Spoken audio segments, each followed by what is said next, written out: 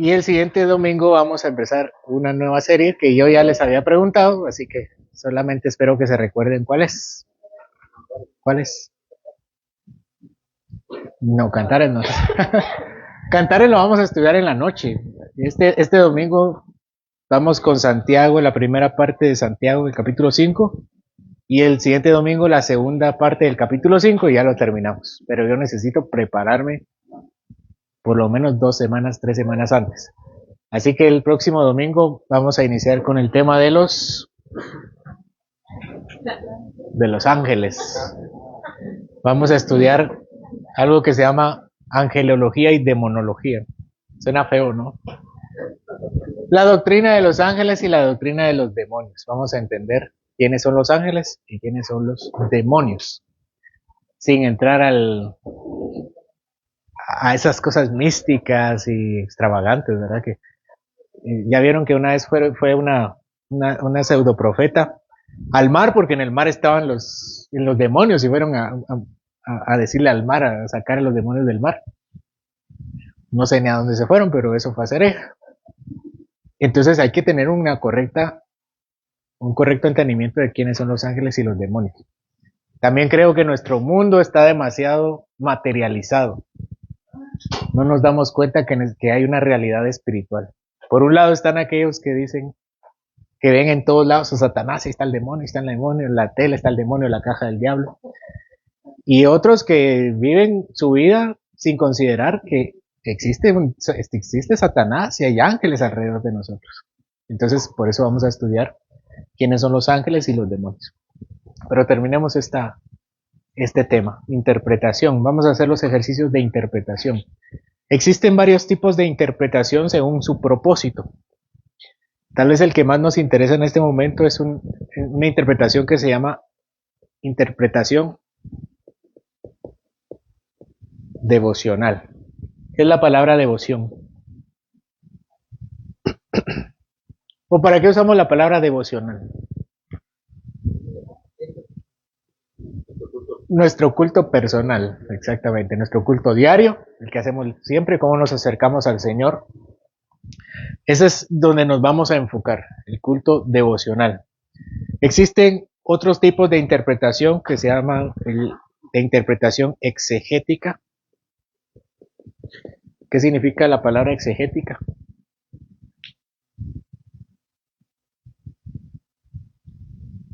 ¿Qué es exégesis? Interpretación. Significa interpretación, pero cuando decimos interpretación exegética es para analizar alguna palabra, alguna frase específica, quiero saber qué significa. Por ejemplo, cuando la palabra dice que el Espíritu Santo nos bautizará con agua y con fuego. ¿Qué es eso? ¿Qué agua y fuego? O aquella frase que dice, solo hay un pecado que no será perdonado ni en este siglo ni en el venidero, que es la blasfemia contra el Espíritu Santo. Y uno se pregunta, ¿qué es la blasfemia contra el Espíritu Santo? Entonces es necesario hacer una interpretación solamente de lo que significa esa parte, solo para saber su significado. Entonces el devocional es para nuestra adoración, el exegético es para saber el significado, está también la interpretación doctrinal, que vamos a hacer un ejercicio de estos, que es para saber la enseñanza de Dios acerca de algo específico. La doctrina de los ángeles es un ejercicio de exégesis, de interpretación doctrinal. Y por último, la interpretación homilética. ¿Qué es homilética? ¿Qué les suena? Para quienes tienen trasfondo de Iglesia Católica Romana, les sonará más la palabra, ¿no? ¿Qué es homilética? De homilía. ¿Qué significa la palabra homilía? Sermón. La homilía es el sermón. Entonces, homilética es sermón. Este es otro tipo de interpretación que hacen los predicadores para saber qué dice el texto para predicar. No es lo mismo, ¿verdad? Si alguien se para aquí enfrente y les hubiera dicho Ezequiel en hebreo dice esto y el Targum, ahí tengo mi Targum de arameo dice esto y todo eso, entonces van a quedar. ¿Y eso qué? Pero la homilética es para entender el texto y presentarlo de una forma que la gente lo pueda escuchar y entender. Esa es la interpretación homilética. Bueno, en nuestro caso, en el caso de los ministros, hacemos las 4, ¿verdad? Este es a nivel personal. Esta para entender los textos, para enseñar doctrina y para predicar. Y los cristianos hacemos diferentes, pero principal es la devocional y la doctrinal, ¿verdad? La devocional para adorar al Señor y la doctrinal para entender qué dice la Escritura acerca de cierto tema. Bueno, hagamos nuestro ejercicio. Vamos a hacer una interpretación doctrinal. Hemos estado tratando un tema muy generalmente que es el tema de la danza. ¿Qué hay que danzar? La pregunta no es si existe la danza o no existe la danza. Esa no es la pregunta, ¿verdad? La pregunta es si hay que danzar en la iglesia o si yo tengo que danzar o no tengo que danzar. Esa es la verdadera pregunta. ¿Qué dice? ¿Cómo podemos llegar a una conclusión? ¿Cuál es el camino que debemos tomar? Ahí está la Biblia y tiene muchas cosas. La vez pasada hablamos con Alan, no está Alan, ¿verdad? Ahí oran por él, por favor, está en una cuestión de familia. Pero estábamos hablando de la espada, una espada que sacaron en un culto. Y salía corriendo el predicador, la espada y la espada. ¿Y eso de dónde lo saca? ¿De dónde? De la Biblia, ¿verdad? De ahí lo sacó. Ahora, si era correcto o era incorrecto, ese es otro punto, pero él lo sacó de la Biblia. O el tema del shofar, ¿verdad? ¿De dónde saca el shofar? Ese es un poco más difícil, pero también está de la Biblia. Las trompetas, ¿de dónde salen las trompetas? ¿Perdón?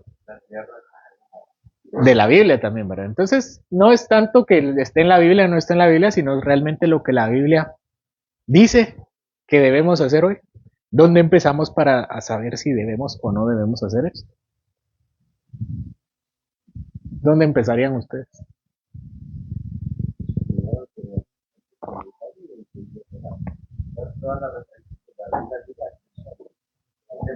Exactamente. Entonces la forma es a través de la narrativa de la Biblia, ¿verdad? La narrativa. Empezamos con Génesis. No vamos a ir libro por libro, ¿verdad? Pero aquí se empieza todo en Génesis. Y empezamos a avanzar en la lectura de la palabra. ¿Dónde aparece la danza en primer lugar?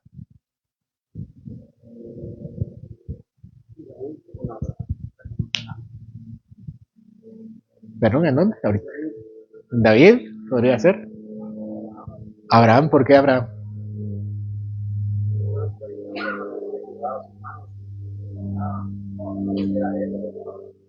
¿O alguien más de la Biblia?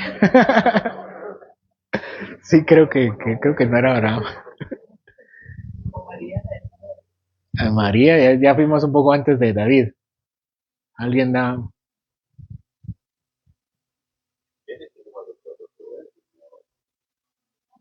En Génesis parece que hay algo ahí con el tema de los instrumentos, con aquellas personas que eran cantoras. Pero formalmente, la danza empieza con María, ¿verdad? O Miriam. ¿En qué contexto? Esto está en Éxodo, ¿verdad? Éxodo 18. ¿Qué hace María? ¿Qué sucede acá? Exactamente. Pasan el mar y llegan al otro lado. El mar se cierra, destruye a Egipto y están alegres. Yo creo que todos estaríamos alegres. Casi nos morimos. Si no nos moríamos porque nos mataban, nos moríamos porque nos ahogábamos. Y el Señor nos salvó. En serio quiero que se imaginen pasar y la bruma del mar a los lados, las paredes. Y no era un mar pequeño, ¿verdad? Era un gran mar. Y pasaron en seco, no se mojaron ni un poquito. Y llegaron y se dan la vuelta y ven el ejército y se cierra el mar. Si solo a veces ir al mar y escuchar las olas romper da miedo. Entonces viene María junto con un grupo de mujeres y empieza a bailar, empieza a danzar. Por si acaso, bailar y danzar son sinónimos. Hay quienes dicen, no, nosotros no bailamos, nosotros danzamos. Es lo mismo, sí, es lo mismo. No tiene nada de espiritual decir danzar sobre bailar, simplemente es una palabra que usó Reina Valera porque era una palabra más común. ¿Qué, qué hizo María? Tomó unos instrumentos, otras mujeres y bailaron. 15, gracias.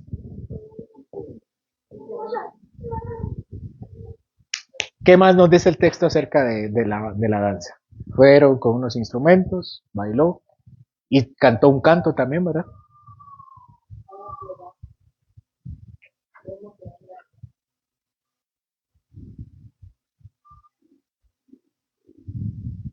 ¿Quiénes bailaron? ¿Quiénes danzaron?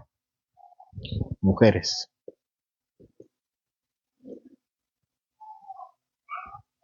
Bueno, seguimos. ¿Quién es el siguiente?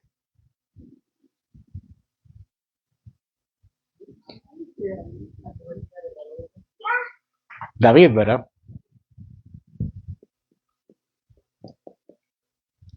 En Samuel. ¿Cuánto de Samuel?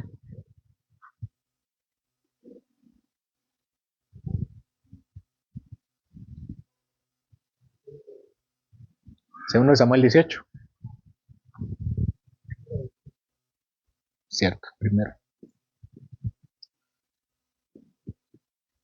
Él estaba alegre, traían el arca y bailó o danzó. ¿Qué otro dato se nos da en esta danza? Dice que la esposa de él, una de las esposas de él que se llamaba, ¿cómo se llamaba?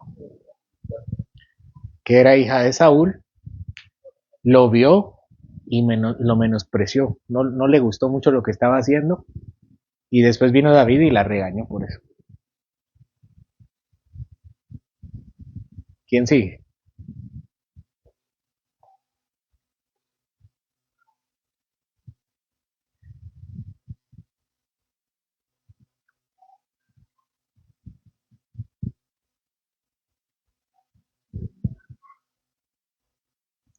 ¿Quién más ha danzado acá?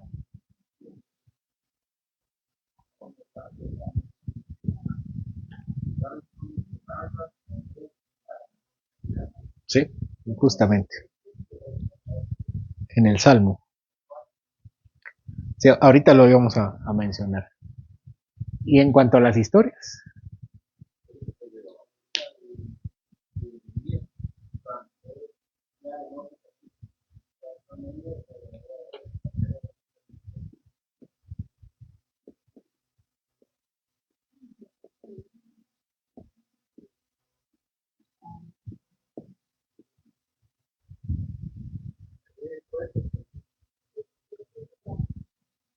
Jefté.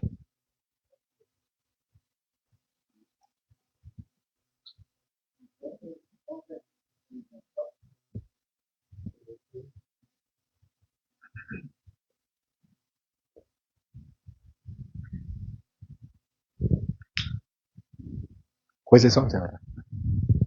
¿Alguien más?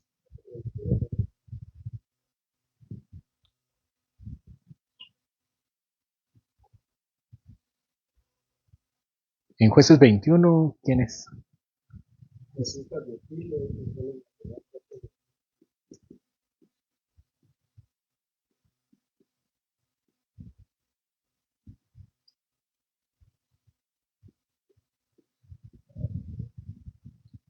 ¿Alguien más?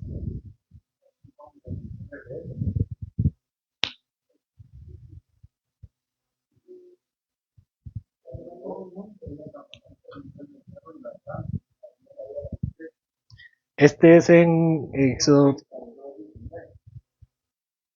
que hay otro, ¿verdad? ¿Alguien más?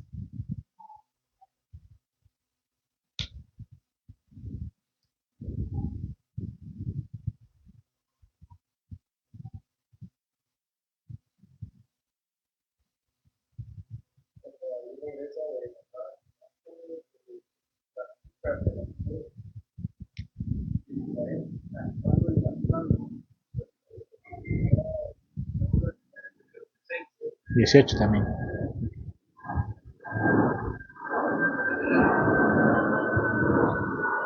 Bueno,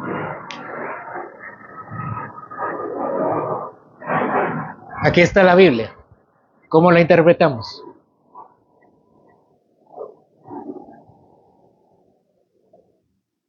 Ya los ubiqué, ¿no? No hay que preguntarle a Mauricio porque Mauricio propuso esto. Aquí están los relatos de baile, de danza baile.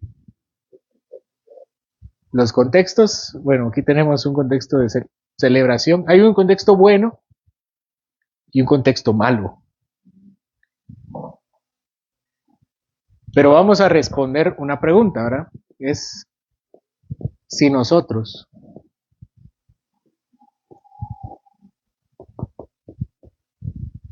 si la pregunta es ¿bailar está bien o mal? ¿Cuál sería la respuesta? Que está bien. O tal vez decir no está mal, ¿verdad? No está mal. ¿Por qué? Porque tenemos que María baila o danza y el Señor recibe su adoración. De hecho, profetiza. Este canto que ella canta, valga la redundancia, es una profecía del Espíritu Santo. David danza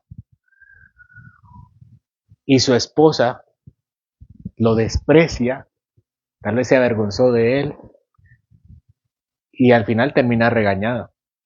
Entonces, cualquier expresión corporal es legítima por el Señor, porque ahí está. Si alguien puede decir, no, es que ahora la música, bueno, es otra cosa. No es lo mismo, yo estoy seguro que ellos no usaron la música de hoy, ¿verdad? Reggaetón contemporáneo. O sea, creo que si alguien les hubiera escuchado esa música, sí les hubieran regañado legítimamente. Pero lo hicieron en el Señor y el Señor acepta su ofrenda. Si así se le puede decir. Y también hay una mala danza. ¿Cuál es la mala danza? Por ejemplo, la de Herodías. ¿Por qué la de Herodías estuvo mal?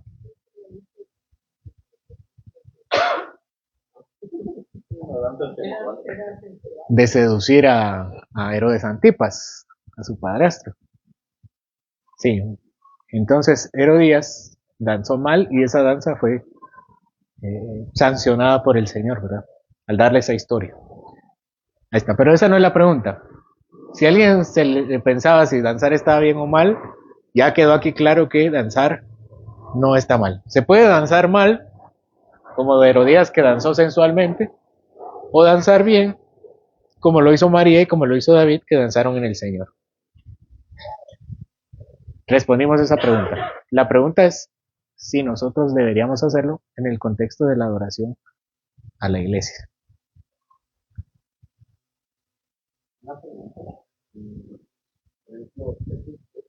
Solo puedo...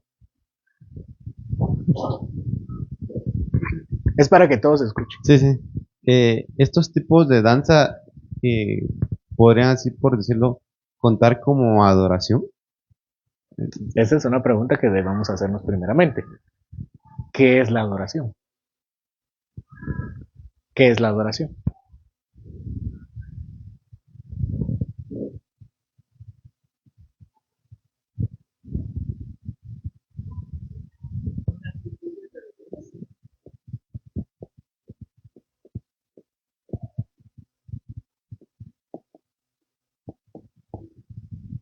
Todos hablamos de adoración y tal vez no todos podemos definirla.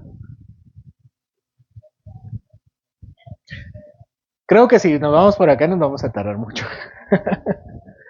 Pero vamos a ponerlo en este contexto, ¿no? Para delimitarlo más. Por eso es importante hacer las preguntas correctas en la interpretación.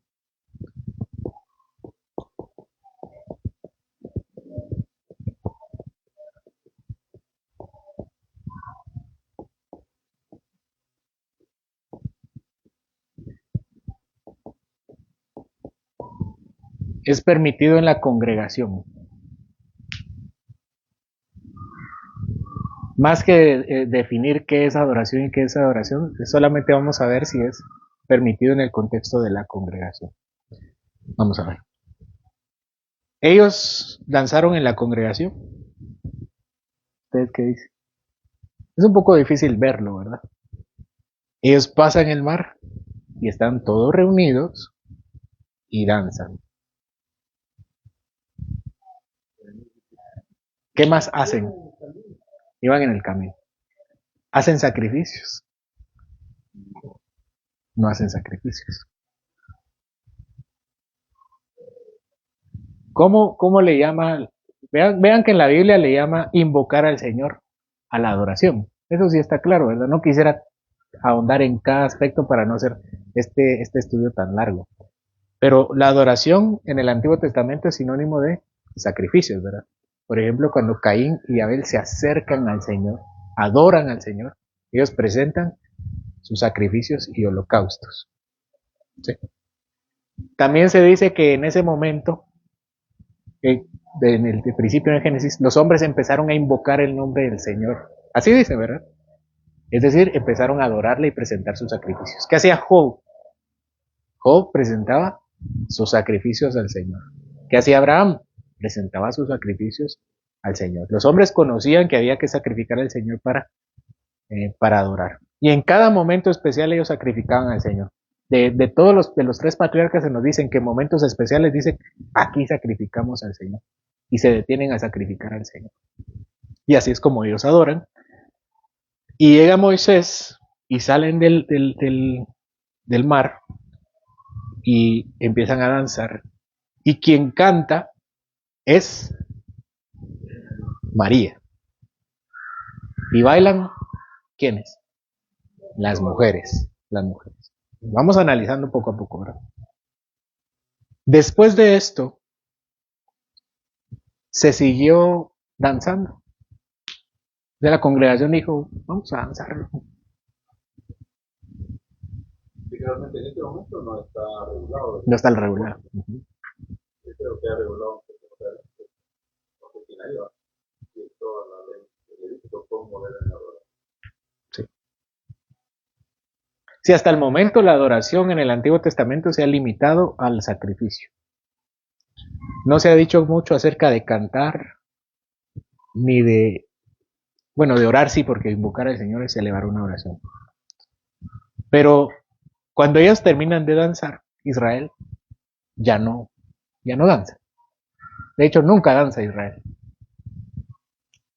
Y ellos llegan a esta segunda parte, que es Éxodo 32, se llegan a sentar al pie del monte, Moisés sube, recibe las tablas y escucha. ¿Qué escucha Moisés en el monte? Esto fue días después de esto, ¿verdad? ¿Qué escucha? Las danzas, los bailes. Y le dice el Señor a Moisés, baja porque tu pueblo está haciendo un desastre abajo. Dios ya sabía qué estaba haciendo, Moisés no, Moisés baja y mira, ¿qué creen que ve Moisés cuando baja? Estaban becerros, estaban bailando, estaban fornicando, estaban invocando, estaban haciendo sacrificios, estaban adorando. Y entonces este es el primer momento en que el sacrificio está ligado a la danza.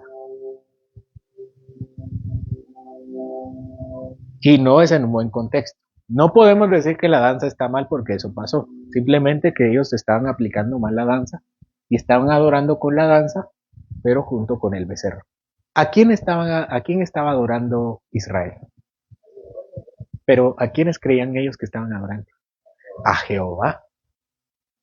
Jehová los sacó de Egipto. Adoren al becerro. Es un poco, nos sugiere algunas cosas el texto, ¿verdad? Ellos no estaban adorando a los dioses de Egipto, a Ra, a Osiris, ¿qué otros hay? A ellos no. ¿A quién? Ellos estaban pensando en Jehová, pero vamos a hacer un becerro y vamos a bailar y así vamos a adorar a Jehová. El Señor no se enoja porque estaban adorando a otro Dios. ¿Por qué se enoja el Señor? Porque estaban haciéndolo en la forma en que Él no se los había pedido. Ese es el gran punto.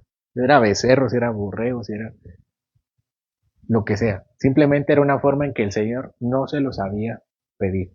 Y entonces vemos que la danza aquí está ligada, aunque fuera una adoración a Jehová, porque si era Jehová. No vamos a juzgar las intenciones de Israel,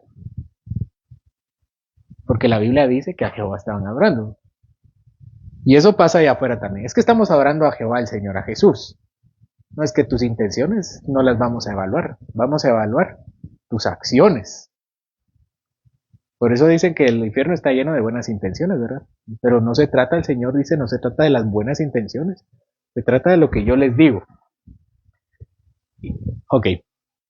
Y entonces el Señor pasa en este episodio amargo en la vida de Israel, mueren un montón de gente, los levitas sacan sus espadas, empiezan a matar a un montón de gente, a los que quieren arrepentirse, los que se quedan vivos y los que no mueren. ¿Se recuerdan de esa historia, verdad? Sacan sus espadas y los levitas matan a un montón de gente. El Señor les da, así adórenme, dice. ¿Y qué les da? La ley es una parte y ¿qué otra cosa les da?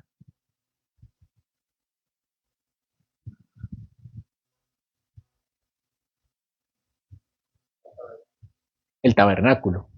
Si les da, en la ley están las instrucciones del tabernáculo, pero ellos se tienen que acercar al Señor así. Les dice, ustedes adórenme así, aquí, no de otra forma. ¿Verdad? Prueba de eso es Levítico capítulo 10. Ellos tienen que adorar de cierta forma e instituye quiénes deben dirigir la adoración. ¿Quiénes deben dirigir la adoración? Los sacerdotes y levitas. Y hay dos sacerdotes que son Nadab y Abiú y agarran un fuego y dice Levítico 10, un fuego extraño que el Señor nunca les pidió. ¿Cómo era ese fuego? Verde, azul, rojo, de paja, de carbón, de aceite. No dice. ¿Qué es la descripción que le da el Señor? Él no lo pidió. Eso fue suficiente para que ellos se entregaran y el Señor los mató. Dice que caen fulminados. Entonces uno dice, bueno, ya entendí, hay que presentarle lo que el Señor pidió. Sencillo. ¿Cómo se le llama eso? Obediencia. La imaginación que quede relegada para otra cosa. Aquí, obediencia. ¿Israel bailó desde este entonces? Nunca. Bueno, seguimos avanzando. La siguiente parte técnicamente es esta. Aquí Israel no baila congregacionalmente, son ellas las que bailan. Igual acá, son bailes personales. Seguimos con jueces, David al tiempo de los reyes. Y David, el otro momento importante. ¿Quiénes bailan aquí? Con David.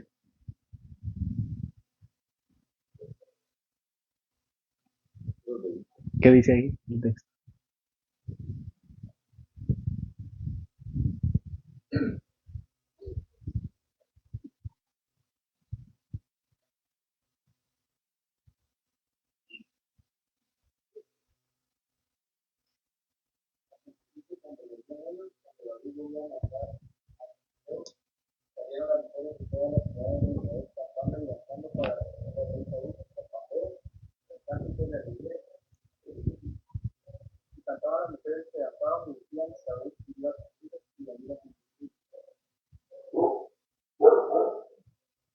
¿Y el otro texto? 18. Tiene que ser, hay una danza después, ¿verdad? Ese es después, pero sí. Ok, ¿quiénes danzan acá? ¿Quiénes? Las mujeres. ¿Danza Israel? Es una situación muy similar a la de Éxodo. Son las mujeres las que bailan y es debido a una victoria militar en el plano civil. Hacen sacrificios, no está ligado el sacrificio, de hecho no tiene mucho que ver.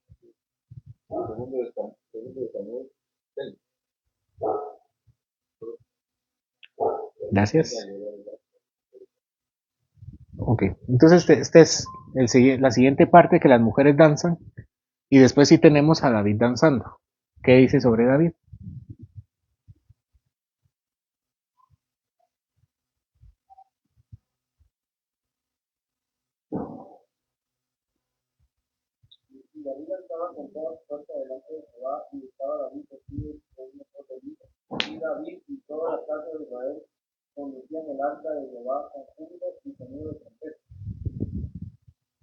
La figura de David es bien difícil de interpretar, porque David está dirigiendo la adoración.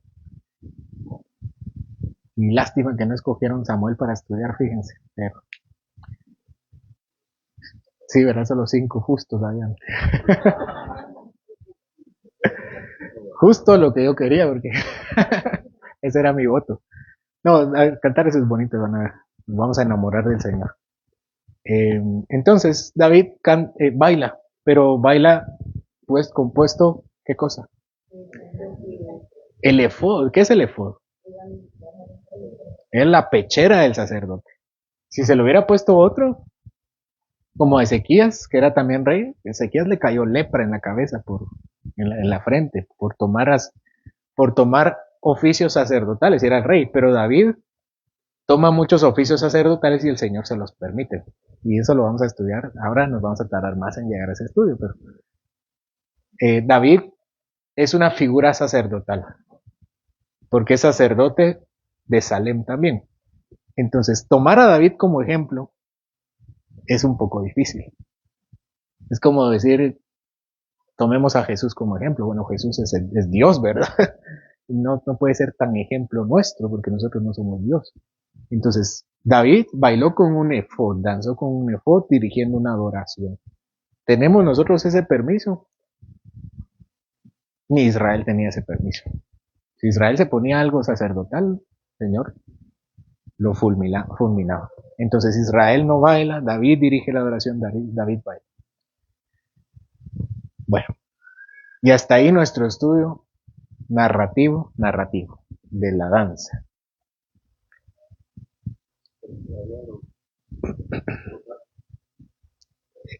Estos textos se llaman textos narrativos. Los textos narrativos son solamente descriptivos. Es difícil encontrar algún texto explícito que me diga qué debo hacer en un texto narrativo. Textos como Abraham tuvo 2 mujeres, Israel tuvo 4 mujeres. ¿Será que ese es permiso para mí para hacerlo? Esa es la característica del texto narrativo. Solamente me dice lo que pasó. ¿Qué necesito yo? Textos que me digan mandamientos y órdenes. Los otros textos que tenemos son los textos de los salmos. La característica de los salmos es que aunque hay a veces prescripciones, a veces hay descripciones. Pero el género de los salmos es la poesía. Entonces tenemos salmos como el 149 que dice que dancen. Pero el Salmo 149 no solo dice que dancen. ¿Cuáles son todas las órdenes que dice el Salmo? Lo cantamos. Cantad a Jehová cántico nuevo. Su alabanza sea en la congregación de los santos. Alégrese y goce Israel en su hacedor. Los hijos de Sión se gocen en su rey. Alaben su nombre con pandero y arpa.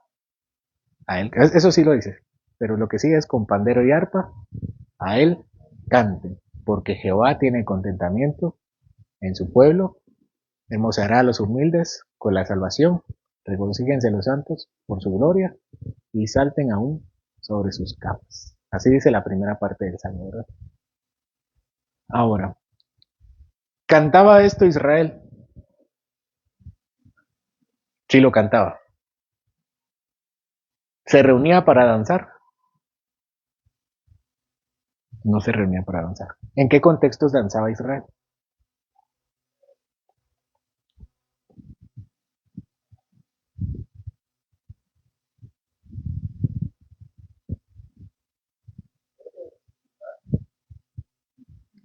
En asuntos civiles.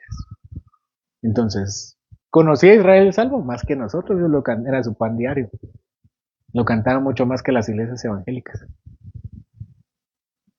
Y aún así no lo hacían en la congregación. ¿Qué pasa si estaban en la congregación y alguien se ponía a danzar? ¿Qué creen que le hacía?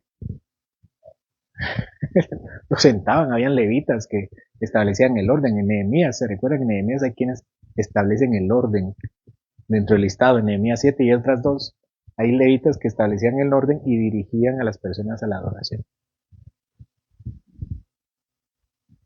Cuando destruyen el templo, una de las actividades que toma protagonismo es la sinagoga. ¿Qué hacían en la sinagoga? Leían la palabra, cantaban los salmos y oraban. ¿Danzaban? ¿Por qué creen que no danzaban? Los judíos nunca entendieron que la danza era parte de la adoración de la congregación. La iglesia sustituye a la sinagoga. Y estudiamos Santiago y Santiago lo dice.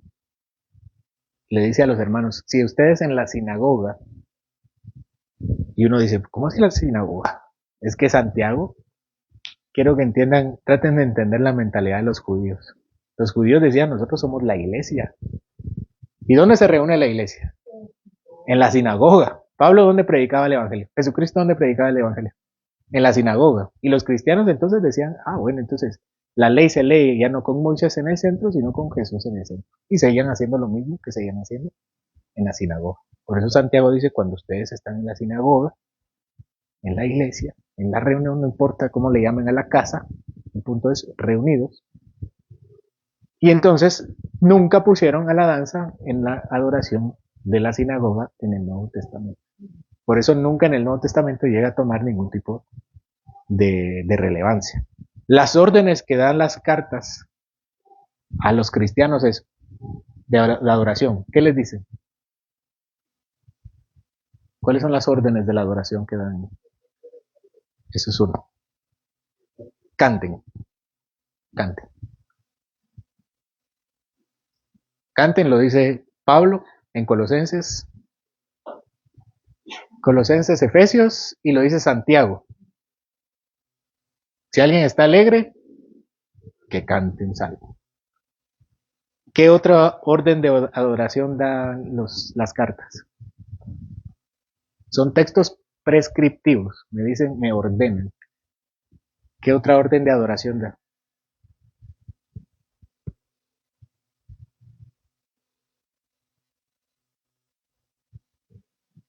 Ustedes hagan esto, canten. ¿Qué otra cosa?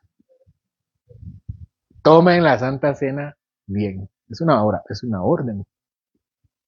¿Qué otras órdenes?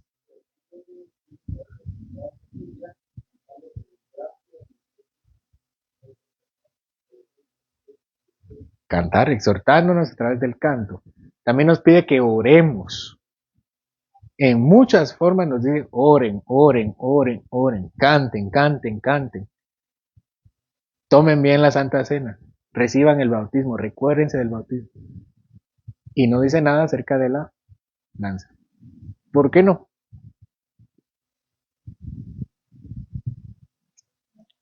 No era parte, simplemente. Entonces, si nosotros miramos registros históricos contextuales, ya no danzaban. Nunca danzaron. Es que nunca danzaron. La danza era parte de la vida civil. Digamos que el movimiento de danza es algo de este siglo XX, que se llama algo como, tiene el nombre de mesianismo. Es como traer la cultura judía a la iglesia. Entonces, simplemente cuando la iglesia de este siglo pasado dice, están danzando otra vez. ¿Cómo así que están danzando otra vez? Sí, es que las iglesias evangélicas están danzando. 2000 años, nunca nadie había visto eso en una iglesia cristiana. ¿Por qué? Porque los cristianos nunca entendieron, ni los judíos ni nadie entendieron que en la congregación se debía danzar. Y es irónico porque de repente la iglesia evangélica fundamentalista dice, dancen en la iglesia, pero en su casa no bailen. Oh, lo al revés. Lo entendieron como al revés. Entonces, culturalmente debemos ponernos en los zapatos de la iglesia del primer siglo. La iglesia del primer siglo nunca danzó, nunca se le ocurrió danzar. Leían las historias de danza como algo civil. Y así pensamos durante muchos siglos, hasta que el siglo XX dijo, ya no dancen en lo civil, sino dancen en la congregación. Entonces la interpretación se hace global, haciéndonos preguntas, analizando los textos, los contextos, los por qué, los para qué, haciéndole preguntas a los textos. Es dinámica, no hay una estructura de interpretación, sino más bien es preguntarle al texto qué es lo que dice y qué es lo que pasa. ¿Alguien tiene una pregunta? ¿Alguien levantó la mano? ¿No? Ok. Entonces, es permitido danzar en la congregación. El Señor nunca lo ordenó en la congregación, así que por eso nunca nadie lo hizo. No es ninguna orden ni en el Antiguo Testamento, ni en el Nuevo Testamento. Nadie lo vio, nadie lo hizo. En la historia de la iglesia tiene 100 años, menos de 200. Y así podemos tratar muchas doctrinas. Hay unas más fáciles que otras, ¿verdad? Esa es la interpretación doctrinal. Vamos a ver brevemente la devocional. Adelante. ¿Es pecado? Ahora sí pregunta por el micrófono porque no sé si todos escuchan en el audio. La pregunta era si entonces era pecado danzar, es pecado danzar en la congregación.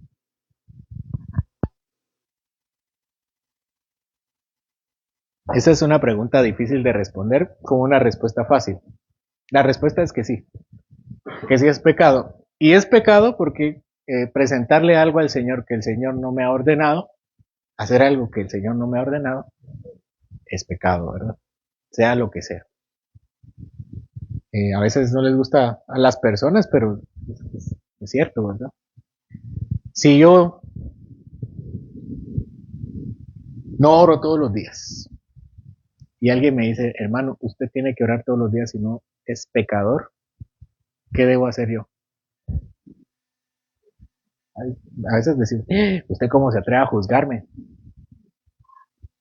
Lo haya hecho con buenas o malas intenciones, tiene razón. Porque yo tengo que orar todos los días. Buscar al Señor, orar sin cesar. Entonces, hacer algo en la congregación que el Señor no me ha pedido, ¿es pecado? Sí, es pecado.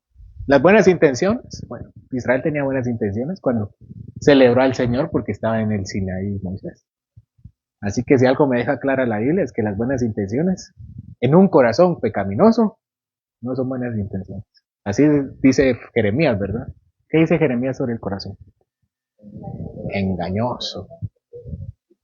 Y por eso el valor de la palabra, porque si mi corazón es engañoso, ¿por qué lo voy a escuchar? O cuando uno conoce a alguien que engaña, uno ya no le hace caso, ¿verdad? Si alguien conoce a alguien que solo mentiras dice, cada vez que le dicen algo, uno siempre duda. Yo te creo, yo le digo, yo te creo, pero al mismo tiempo no te creo. De igual forma, cuando escucho yo lo que tengo que hacer a Dios, no me voy a creer a mí mismo. ¿Dónde está nuestra firmeza doctrinal? En la Biblia. Mejor voy a hacer lo que sí estoy seguro. ¿Y de qué sí estoy seguro? Orar, cantar, leer la Biblia, tomar la Santa Cena, sacramento del bautismo. Y me falta uno. La predicación de la palabra. De eso estoy completamente seguro. ¿Alguien más? Vamos con la devocional. Estoy leyendo Levítico en mi devocional. ¿Alguien ha leído Levítico en su devocional? ¿Qué leen en su devocional? Proverbios. Las cartas. Son fáciles, ¿verdad? De entender.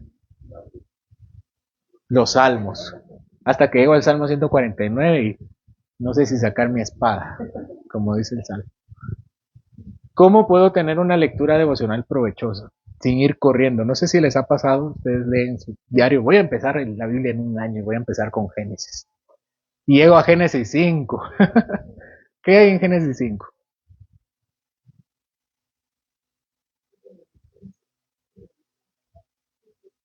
Sí, Génesis 5.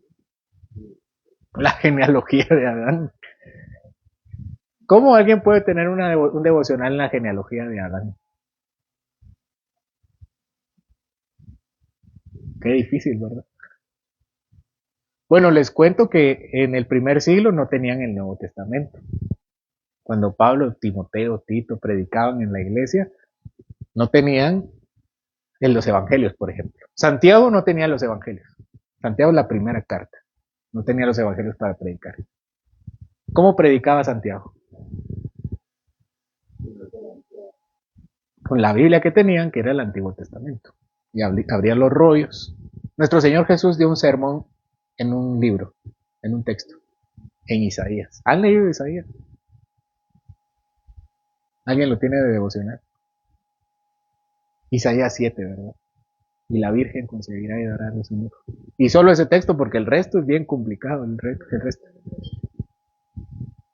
Isaías 53, el siervo sufriente del Señor. Hermoso texto. Y todo lo demás.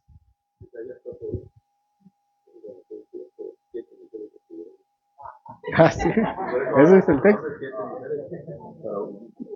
De ahí le toman los mormones. Sí, de ese texto toman.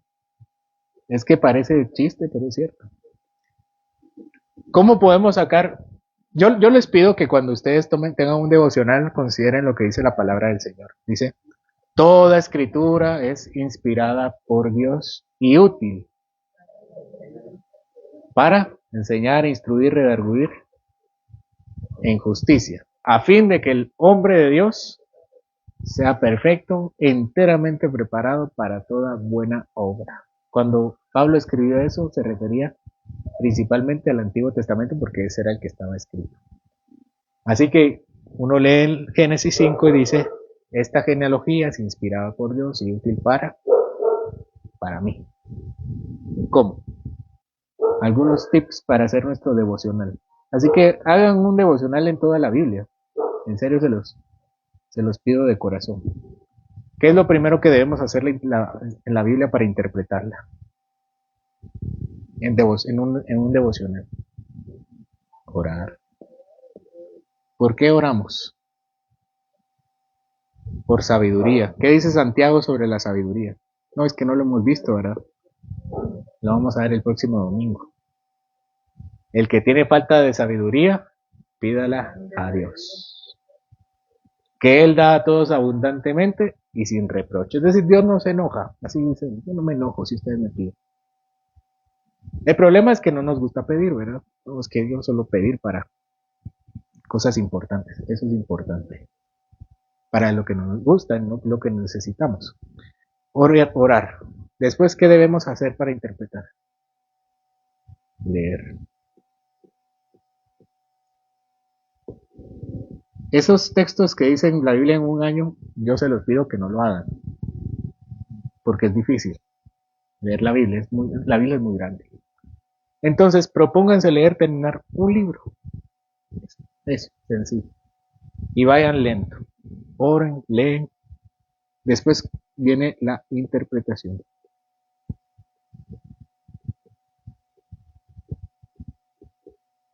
¿Qué preguntas podemos hacer al texto para interpretarlo correctamente, de manera devocional?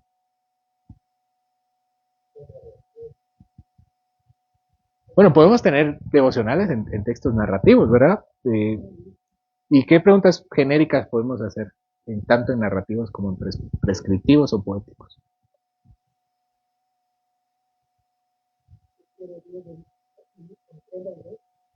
Esa es una pregunta que la vamos a dejar para un poco después. ¿Cuál es la primera pregunta que debo hacer yo al texto después de leerla? ¿Cómo? ¿De qué trata? Vamos a hacer nosotros el ejercicio con Génesis 5. ¿De qué trata Génesis 5? De la genealogía. Seamos un poquito más amplios en la respuesta. los descendientes de Adán. ¿Qué pasa en la genealogía? ¿Qué podemos notar?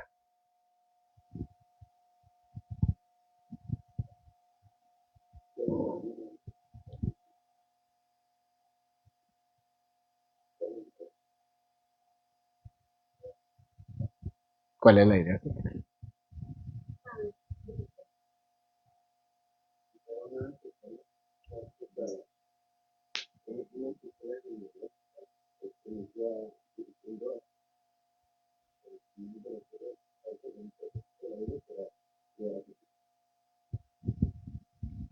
Ya te me adelantaste mucho.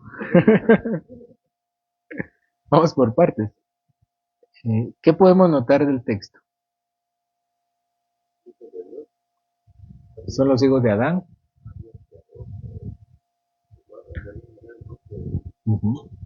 Hay algunos. Pero digamos que no lo dice. Eso no es lo que más se repite en el texto.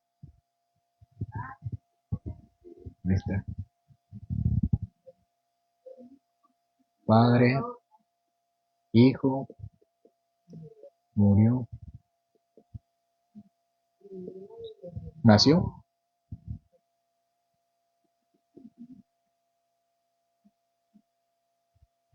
Esto es lo que resalta. ¿De dónde viene este texto? Estos hombres vienen de la promesa del castigo de Adán. Adán le dijo, y morirás. E inmediatamente el Señor dice, escriban ahí. ¿Quiénes? A los que se mueren. Nacen, tienen hijos, el mandato dice que debían reproducirse. Tuvieron hijos, tuvieron grandes edades y después murieron, y murieron, y murieron, y murieron, y murieron. La condena de Adán. Para nosotros, como nosotros vemos muchas muertes, no nos parece algo tal vez hasta normal, lamentablemente, pero para Adán, piensen en Adán. Adán está vivo y en la presencia del Señor y después se ve solo. Y sus hijos mueren, y mueren, y mueren. Esto es lo que sucede acá. Hasta que llega dos personajes que resaltan, que son Enoc y... Él resalta por su edad, pero la Biblia, ¿por qué lo resalta? ¿A quién le resalta? A Enoc. ¿Y qué otro resalta? Noé. Sí. Nosotros resaltamos a Matusalén porque contamos las edades, pero la Biblia no lo resalta, simplemente dice el número. ¿Qué dice sobre Enoc? Enoc no murió, sino que caminó con Dios. ¿No le resalta eso? Él no muere, sino lo contrario, camina con Dios. Y se fue con Dios. Y llega el último que es Noé. ¿Y qué se dice de Noé?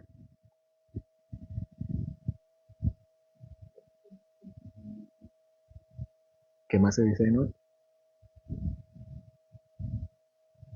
¿Qué dice su padre sobre Noé? Cuando nace Noé dice que él aliviará la obra de nuestras manos. Es la maldición. Él revertirá la maldición. ¿Qué maldición? La del huerto. Es que el huerto no solamente recibió una maldición, también recibió una promesa. Entonces vemos en la narrativa la maldición y murió, y murió, y murió, y murió, y murió. Y de repente viene alguien y dice, ojalá este sea quien quite la maldición. Eso resalta. Hay una repetición de ideas y de repente nace alguien y dice, ojalá sea este, el que se le prometió a nuestra madre Eva. Si quieren verlo así.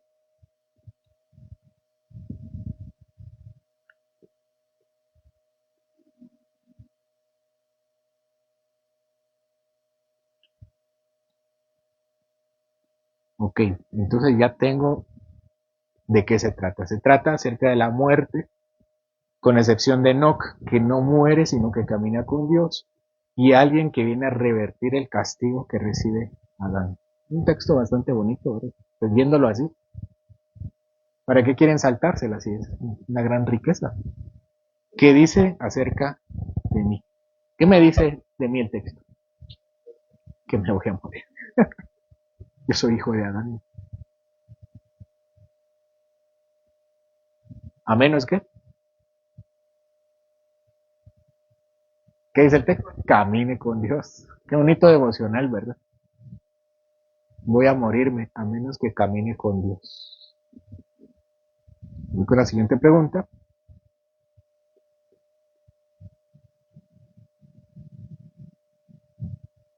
A menudo lo que se dice de mí siempre es malo, mi pecado.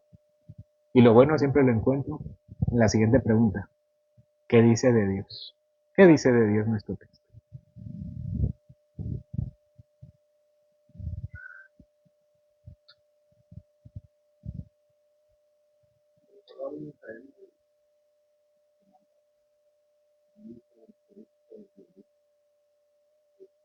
Él fue quien se llevó a Enoc.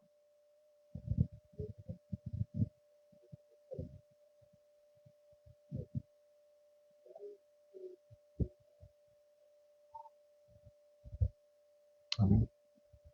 Nos dice varias cosas. Nos dice cosas buenas sobre, malas sobre mí. En este caso, la promesa del Señor que me iba a morir fue verdadero en todos los hombres por mucho tiempo que vivieron. Pero al mismo tiempo es el único medio de salvación para el hombre. El único hombre que se libra de la muerte es Enoc. Y la forma en que fue salvo fue caminando con el Señor y fue por gracia del Señor, porque Él se lo llevó. No dice que Enoc se salvó porque tenía ganas de salvarse. No podía salvarse, estaba condenado. Fue Dios quien lo tomó y dice que Él se lo llevó.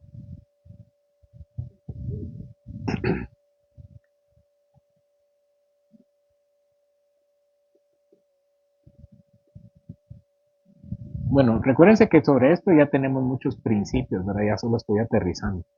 ¿Qué dice de Cristo? Yo sé que no dice nada, literal. Pero ya entendimos que en el Antiguo Testamento hay referencias, figuras, tipos, antitipos. Eh, ¿Quién es exactamente? El único que puede, la única forma en que Dios puede salvarnos de la muerte es a través de Jesucristo con su muerte. Esos son los pasos de mi devocional. ¿Qué dice el texto de mí? ¿Qué dice de Dios? ¿Qué dice de Cristo? Y por último, aplicaciones, por supuesto.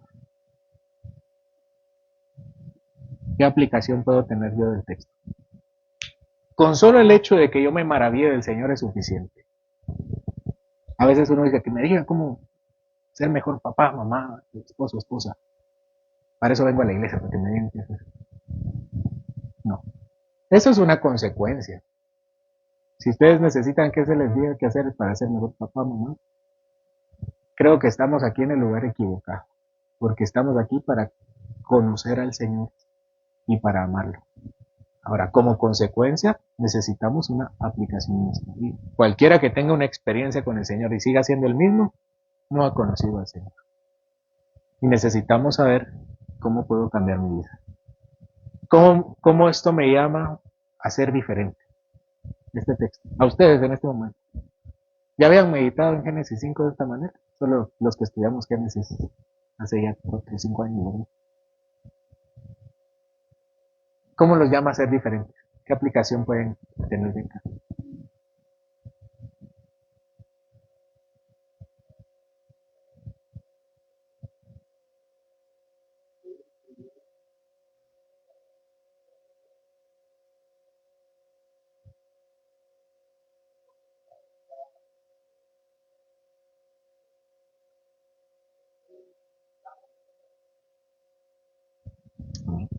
Buena aplicación. ¿Alguien más?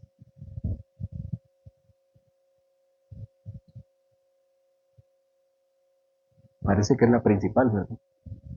Entonces, con estas 5 preguntas tenemos un buen devocional. No necesitan apurarse con ningún texto.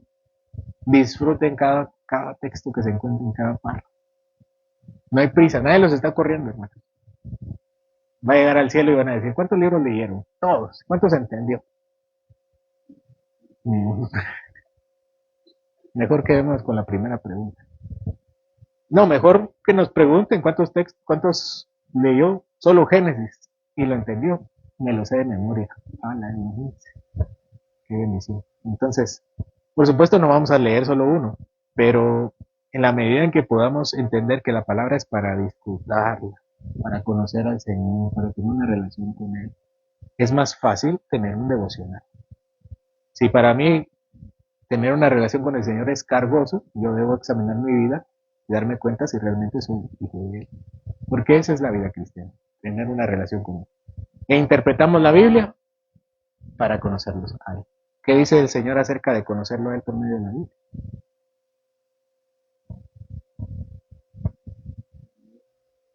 Escudriñar las Escrituras.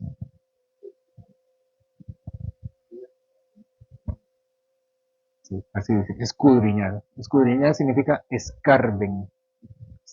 Así. En las Escrituras, porque ellas son las que dan testimonio de mí, dice Juan 6, ¿verdad? ¿Dudas? ¿Cómo ven? Así terminamos este estudio de interpretación bíblica. Oramos. Gracias, Señor, porque llegamos al final de este día para esta tarde, esta mañana, Señor, para poder estudiar tu palabra, Señor, acercarnos a ti. Y que el estudio de tu palabra sea para que nosotros podamos conocerte y amarte. Para encontrarte, Señor. Para que tú seas nuestra vida. Y para que podamos vivirla realmente. No estar muertos en vida, Señor.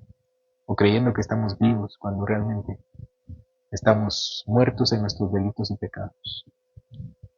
Y por supuesto, Señor, que tras haber tenido nuestra comunión contigo, ser transformados y cambiados. Pero que ese sea un efecto secundario de nuestra relación contigo, no nuestro propósito. Porque Señor, tú no eres nuestro accesorio, nuestro manual, nuestro caso de emergencia para vivir nuestra vida, sino que tú seas nuestra vida. Por eso, Señor, deseamos entender tu palabra, no malinterpretar tu Biblia. Y ayúdanos, Señor, a interpretarla con paciencia, con diligencia, sabiendo que hay cosas difíciles de interpretar, pero que no nos dan excusa para no intentar hacerlo. ¿Sí? Y que cada uno de nosotros, Señor, pueda recibir esa sabiduría. Y que todos los principios que hemos visto hasta ahora que terminamos este curso, esta clase, sea para utilidad de cada uno y para tu gloria. Gracias, Señor, por tu palabra. Bendícenos, Señor, y ahora que nos retiramos, danos también una buena recreación para poder encontrarnos en la tarde, Señor, en la oración de la noche. Y pensar, Señor, en las conclusiones del libro de Santiago, como nuestra vida debe ser práctica, una fe viva delante de ti. En el nombre de Jesús nos despedimos. Amén.